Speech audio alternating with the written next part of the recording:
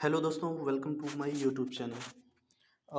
पिछले लास्ट 2-3 दिनों से बातें हो रही हैं कि मार्केट में ऐसा क्या खास हो रहा है जिससे मार्केट ऊपर जा रहा है। मेरे कुछ दोस्तों ने भी मुझसे यही पूछा, तो मुझे लगा मुझे इस पे एक छोटा सा वीडियो बनाना चाहिए, एटलीस्ट बताना चाहिए कि क्या न्यूज़ हैं जिनकी वजह से ये मार्केट ट्यूसडे को लास्ट हाफ में काफ़ी ऊपर गया। देन वेडनेसडे को तो आपने देखा ही काफ़ी रिकवर किया मार्केट ने।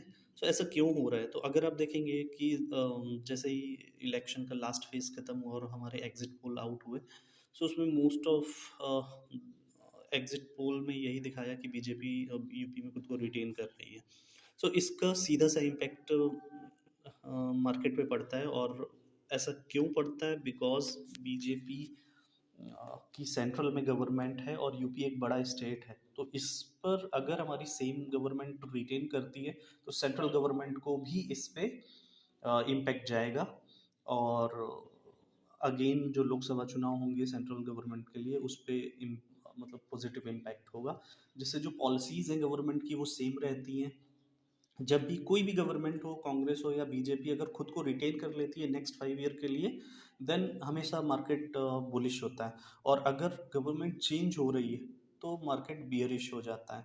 यूपी ज़्यादा इम्पोर्टेंस रखता है क्योंकि ये एक बड़ा स्टेट है। अगर हम आपको स्क्रीन पे दिखाएं मार्केट का लास्ट 5 डेज का अगर हम चेक करें, तो बैंक निफ्टी मैं देख रहा हूँ इस समय। सो लास्ट हमारा ये बॉटम में गया है 32,250, मतलब 32,200 के आसपास गया है, फिर वहाँ से बैक किया इसने। ये 8 तारीख को हमारा सेकेंड हाफ में आप देखेंगे तो अप गया था काफ़ी, 33,000 से ऊपर पहुँचा है। देन फिर कल हमारा ये 33,900 के करीब आया है। तो इसका सिंपल सा फर्स्ट रीज़न तो मैंने बताया आपको कि एग्जिट पोल है हमारे। देन दूसरा है यूक्रेन और रशिया का जो वॉर है, उसमें आप अगर देखेंगे ये जो 8 तारीख को हमारा बॉटम में था, उसका रीज़न ये था कि उस समय रसिया न्यूक्लियर वॉर की बात कर रहा था। बट कुछ टाइम बाद ही जैसे अमेरिका और दूसरे देशों ने यूक्रेन को ज़्यादा हेल्प नहीं की, पोलैंड ने भी कहा हम फ्लाइट हम मतलब हम जहाज़ दे सकते हैं फाइटर्स, बट हम यूएस के थ्रू देंगे, और यूएस ने भी मना कर दिया कि नहीं, हम उनको डिलीवर नहीं करेंगे रशिया को, यूक्रेन को। सो यूक्रेन को ये समझ में आ गया कि उसकी हेल्प कोई करने वाला नहीं है, और यूक्रेन के राष्ट्रपति ने जो अनाउंसमेंट किया टीवी न्यूज़ के थ्रू अपने लोकल, उसमें उन्होंने कहा कि हम रसिया से बात करने को तैयार हैं। और साफ-साफ उन्होंने इस शब्दों मतलब साफ-साफ उन्होंने कहा कि हमें नाटो की सदस्यता नहीं चाहिए, जो कि रसिया का एक मेन कंसर्न था। यूक्रेन नाटो का सदस्य बनना चाहता था, इस पर रशिया नाराज़ था उससे। तो ये एक जो बड़ी चीज़ है, वो रसिया को मिल गई।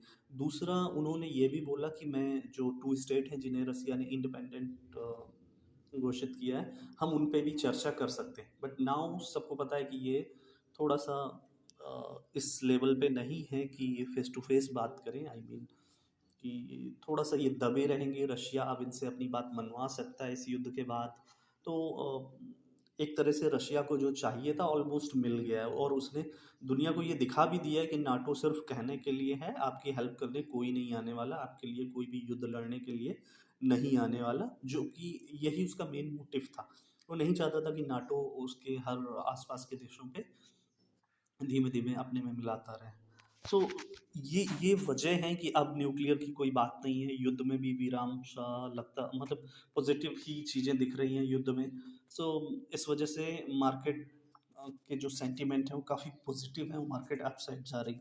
अगर आज आप देखेंगे, मतलब थर्सडे एक्सपायरी है, तो हमारा जो एसजीएक्स निफ्टी है वो भी 300 पॉइंट ऊपर चल रहा है अभी सुबह 8 बजे।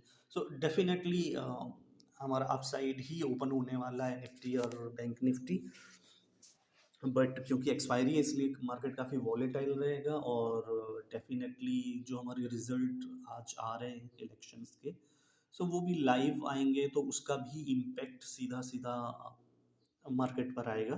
सो ये सारी चीज़ें आज मार्केट में देखनी है, और यही आज का मार्केट एनालिसिस होगा। तो आप न्यूज़ ओपन रखें, जो रिज़ल्ट आ रहे हैं हमारे वोटिंग के यूपी के खासकर, तो उन्हें देखते रहिए। प्लस न्यूज़ जो हमारी अंतर्राष्ट्रीय न्यूज़ हैं वो इक्वल सेम हैं। सो वहाँ भी पॉजिटिव ही है थोड़ा। सो आपको बस मार्केट का मूव पकड़ना है, और मार्केट जहाँ तक बुलिश ही रहने वाला है। Okay, thank you guys.